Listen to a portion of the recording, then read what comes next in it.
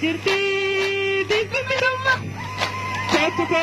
kootu biilisumma kootu alabumma kootu biilisumma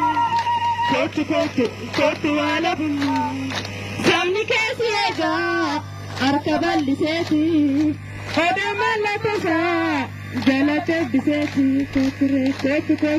kootu biilisumma kootu alabumma yoo baay'inaan jettu seegaa fincilee loleeti dhiigateen harka kanfaleeti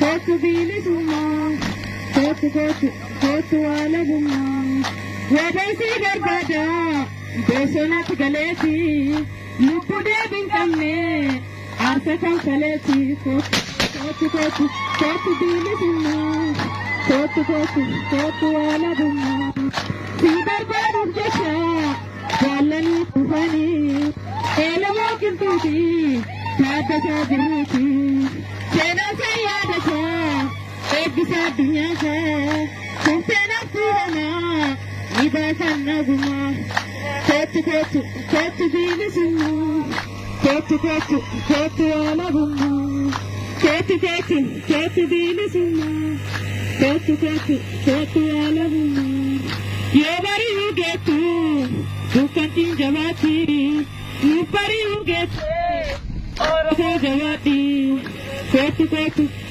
biilisumma kootu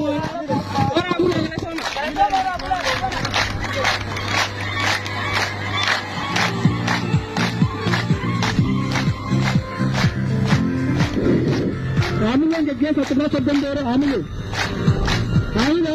as keessa kootu biilisumma kootu alabumma achi jiru amilee nama jala iddoo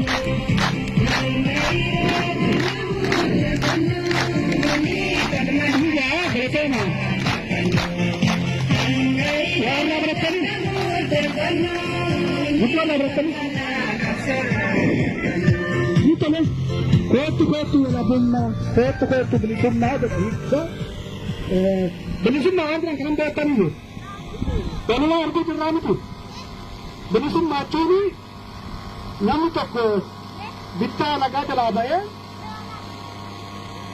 biyya isaa irratti sodaa tokko malee jiraachuun bilisummaadha jechuudha.